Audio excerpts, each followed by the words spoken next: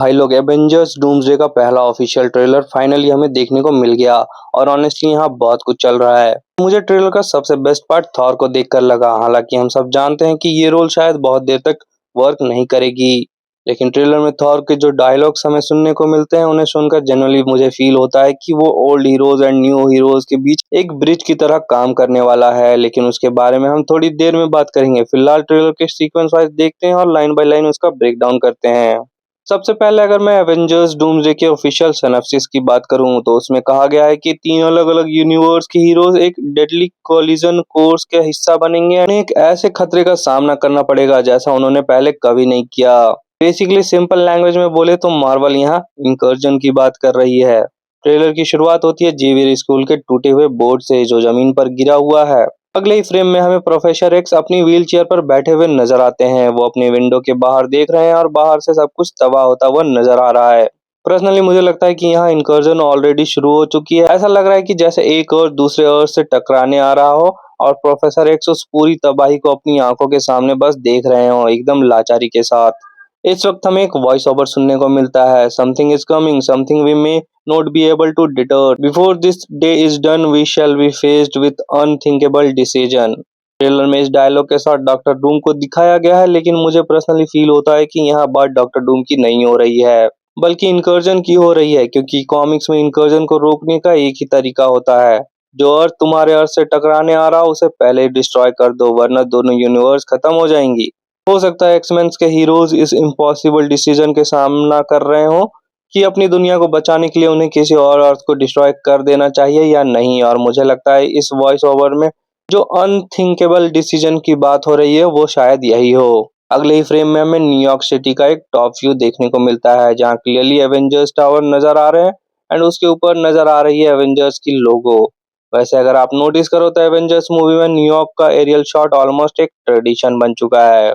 उसके बाद fantastic four की पूरी टीम और थॉर एवेंजर्स टावर्स के अंदर एंटर करते हुए नजर आते हैं और अंदर उनका वेट कर रहे होते हैं सैम विल्सन, एंटमैन एंड बकी।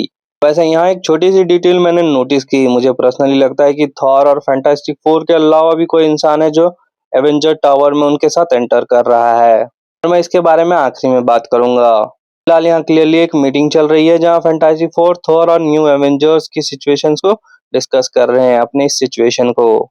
एंड इस मीटिंग में थॉर एक डायलॉग बोलता है। वो कहता है कि उसने अपनी पूरी जिंदगी बहुत सारे वॉरियर्स के साथ लड़ी हैं और वो सब काफी ताकतवर थे, लेकिन वो सारे मारे गए। एंड आज तक जितने भी दुश्मनों से वो लड़े हैं उतना कभी भी थॉर को डर नहीं लगा जितना अभी इससे डर लग रहा है। तो यही चीज मुझे फील कराता है कि मूवी में सिर्फ थॉर एक सुपर हीरो की तरह नहीं रहेगा बल्कि एक old generation and new generation heroes के बीच में एक ब्रिज की तरह वर्क करेगा। एंड प्रोबेबली हम इसे लीड करते हुए भी देखें तो वो पार्ट मुझे देखना है कि थॉर एज अ लीडर, भाई वो मजा आएगा।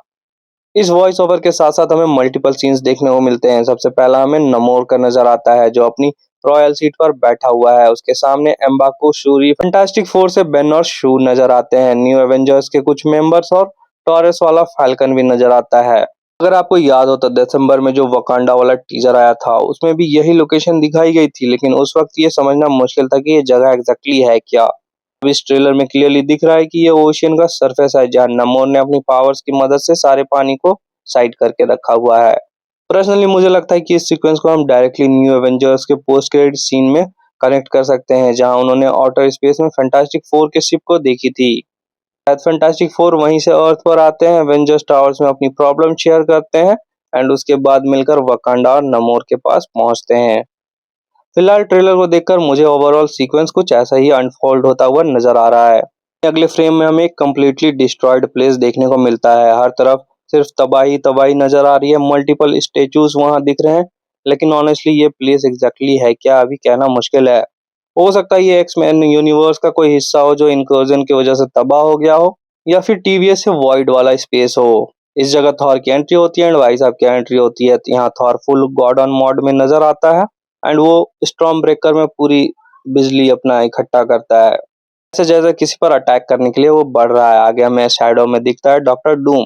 उसके तुरंत बाद हमें एक स्टेयर केस पर ब्लास्ट होता हुआ दिखाई देता है। ये शॉट देखकर मुझे पर्सनली इन्फिनिटी वॉर याद आ गई जब सीधा हल्क डॉक्टर स्ट्रेंज के पास पहली बार गिरा था, उससे जो पहली बार मिला था। टेक्स्ट मेंशन का एक कोई पार्ट है जो डिस्ट्रॉय हो रहा हो, तो वो देखने लायक है। अगले फ्रेम में हमें साइक्लॉप्स देखने को मिलते हैं और भाई फाइनली उनका प्रॉपर कॉमिक एक्यूरेट सूट देखकर काफी सही लगा मुझे। अब मैं वैसे तो कॉमिक फॉलो नहीं करता हूँ, पर जो फैंस फॉलो करते हैं वो कब से वेट कर रहे हैं इस चीज का। उसके बाद ट्रेलर में एक और जबरदस्त शॉट देखने को मिलता है, सैंक्ची वर्सेस गैम्बिट। पर्सनली मुझे सैंक्ची मूवी का एक्शन बहुत पसंद आया था। एमसीयू में उसकी फाइटिंग स्टाइल ऑलरेडी काफी यूनिक है और अब उसका सामना गैम्बिट जैसे कैरेक्टर से होना, ये फाइट डेफिनेटली मूवी के हाइलाइट्स में से एक हो सकती है। गैम्बिट की बात करें तो डेडपूल एंड वुल्वरीन के उसके छोटे से रोल के फैन ने काफी पसंद किया, इसलिए मुझे लगता है कि डूम्सडे में भी वो अपनी स्क्रीन प्रेजेंस से काफी अटेंशन लेने वाला है। लेकिन अगर किसी एक फ्रेम ने मुझे जनरली सरप्राइज किया था तो वो है लोकी का शॉट। यहाँ इंटरेस्टिंग बात यह है कि लॉकी गॉड ऑफ स्टोरीज वाले लुक में नहीं है, बल्कि वो टीवीए वाले ड्रेस में नजर आ रहा है। उसके हाथों में टीवीए का एक आईडी कार्ड है एंड उसे देखकर लग रहा है कि वो काफी इमोशनली होकर कुछ बहुत इंपॉर्टेंट चीज सोच रहा हो। उसके बाद ट्रेलर फिर से हमें वकांडा वाले सीक्वेंस में ले जाता है, लेकिन उसके तुरंत बाद हमें देखने को मिलता है ट्रेलर का मेरा फेवरेट सीक्वेंस, एलिना और मिस्टी का एक छोटा सा फाइट सीक्वेंस।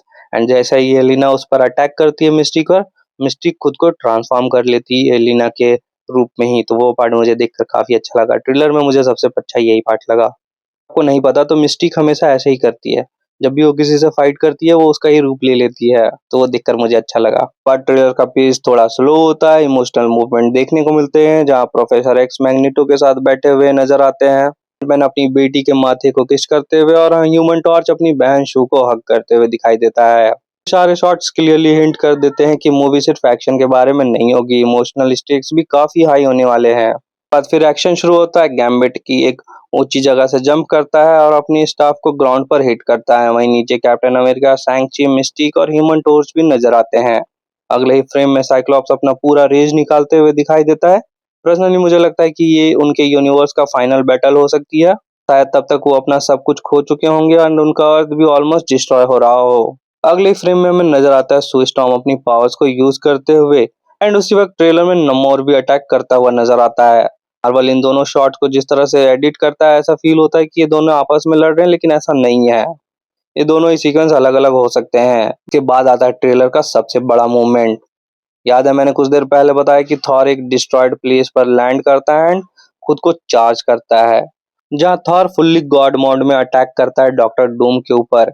इस सीक्वेंस को देखकर लगता है कि हाँ, थॉर अपने फुल पोटेंशियल को यूज कर रहा है और डॉक्टर डूम सिर्फ अपनी 2 उंगलियों से थॉर के अटैक को रोक देता है, सिर्फ 2 उंगली।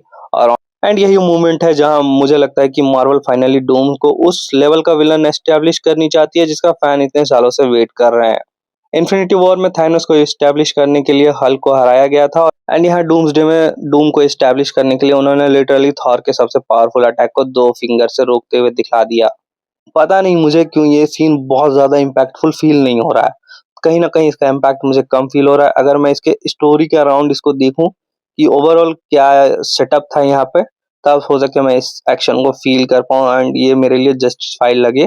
पर मुझे ये बहुत ज्यादा फील हो गया कि कुछ पीक करने के चक्कर में वो इमोशन यहाँ से हट गया, ऐसा मुझे लग रहा है। तो जब मैं इस पूरे सीक्वेंस को मूवी में एक साथ देखूंगा तब मुझे इस सीक्वेंस का एक डेप्थ फील होगा, पर अभी के लिए मुझे वो एक सीक्वेंस में थोड़ी सी कमी फील हुई। उसके बाद हमें थॉर एक स्पेसशिप जैसे जगह पर देखने को मिलता है। पहली बार देखकर मुझे लगा कि ये टीवी होगा, लेकिन जितना मैं ट्रेलर को दोबारा देखा उतना मुझे लगा कि ये फैंटास्टिक फोर की शिप हो सकती है। और फिर होता है ट्रेलर का सबसे बड़ा रिवील, थॉर के सामने खड़ा होता है स्टीव रॉजर्स। अब ध्यान देने वाली बात है कि ये इंड गेम वाला ओल्ड स्टीव रॉजर नहीं है, ये यंग स्टीव रॉजर है। थॉर खुद भी एक सेकंड के लिए शॉक में आता है एंड शायद उसे भी यकीन नहीं होता कि उसके सामने सच में स्टीव खड़ा है, इसलिए वो म्यूनिर को आगे बढ़ाता है और ये देखना चाहता है कि स्टीव अभी भी उसे उठा सकता है कि नहीं। एंड मुझे लगता है कि थॉर के पर्सपेक्टिव से ऐसा नहीं था कि वो चेक कर रहा है कि वो है कि नहीं, वो बस एक कंपेनियन चाह रहा है, वो अपना एक दोस्त चाह रहा है जिससे वो शेयर करता हो अपनी वो फीलिंग, तो इसलिए वो म्यूनियर शेयर कर रहा है कि भाई तुम मिल गया हमको, वो दोस्त वाली फीलिंग है यहाँ पे। एंड यहीं पर आती है मेरी थ्योरी जिसको मैंने अभी कुछ देर पहले कहा था। याद है एवेंजर टावर वाले सीन में बोला कि थॉर और फैंटास्टिक फोर के अलावा भी मुझे कोई और एक इंसान उनके साथ एंटर करते हुए नजर आया। तो अगर आप ट्रेलर के एक फ्रेम में देखोगे तो वहाँ कॉर्नर में दिखेगा कि कोई एक व्यक्ति खड़ा है जिसके बाल थोड़े बड़े हैं।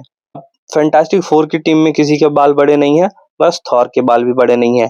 और अगर ये ट्रेलर के एंड वाला सीक्वेंस देखोगे जहाँ स्टीव रॉजर्स हमें दिखता है, उनके बाल बड़े हैं एंड उस फ्रेम में जहाँ पे बकी, सैम और एंटमैन खड़े हैं, वेट कर रहे हैं किन्नी का अंदर आने का, तो वहां पे आप देखोगे साइड में वो बड़े बाल वो दिख रहे हैं, शोल्डर दिखेगा एंड बड़े बाल वाला व्यक्ति दिखेगा। तो वो मुझे लगता है कि वो स्टीव रॉजर है। एंड क्योंकि ये मैंने कहा कि थॉर और स्टीव रॉजर जो मिल रहे हैं वो एक शिप में मिल रहे हैं, तो ये शिप फैंटास्टिक फोर की है एंड ये लोग फिर साथ में जा रहे हैं अर्थ पर। वहां पे मिलेंगे वो एवेंजर्स टावर में बाकी के टीम मेंबर्स से। फिलहाल ये मेरी थ्योरी है, पर ट्रेलर देखकर मुझे ये फील हुआ कि हाँ, यहाँ पे भी स्टीव रॉजर्स है। तो अगर मैं ट्रेलर की बात करूँ तो ऑनेस्टली यहाँ बहुत कुछ चल रहा है, एक ही बार में शायद सब कुछ समझ में ना आए एंड दोबारा देखकर ये काफी इंटरेस्टिंग लगता है। मैंने तो मल्टीपल टाइम्स देखी और चीजें मुझे काफी पसंद आई। डॉक्टर डूम का प्रेजेंस काफी स्ट्रांग है, थॉर को जिस तरह से प्रेजेंट किया गया वो मुझे बहुत अच्छा लगा एंड स्टीव का जो सरप्राइज है वो काफी अच्छा है। सैंक्ची और गैम्बिट के फाइट के लिए मैं एक्साइटेड हूँ एंड मिस्टिक वाला वो एक्शन देखकर मुझे पसंद आया कि वो जिस तरह से ट्रांसफॉर्म हो रही है, वो हमेशा से ऐसी करती आई है एंड वो चीज देखकर मुझे यहाँ पे अच्छा लगा। एंड वो थॉर का जो एक लीडर वाला पार्ट जो देखने को मिल रहा है ना ट्रेलर में, वो मुझे पसंद आ रहा है कि हाँ, this time Thor is going to be leader. वो लीड करने वाला है अपनी टीम को, तो वो देखकर मुझे अच्छा लग रहा है। एंड इसलिए मैं ब्रिज वाला पार्ट कह रहा हूँ कि थॉर जो पुराने ओल्ड एवेंजर्स के साथ वो रहकर जो वो सीखा है वो अब नए लोगों को, नए हीरोज को वो सिखाएगा, वो अपनी एक ट्रेनिंग तरह देगा एंड वो बताएगा कि हमें करना क्या है। वो हमेशा एक्शन मोड में रहता है पर इस this time is in lead mode, तो वो देखकर मुझे अच्छा लग रहा है। ओके दोस्तों, फिलहाल तुम बताओ कि तुमने ट्रेलर में क्या देखा एंड तुम्हें कौन सा मोमेंट तुम्हारा फेवरेट है।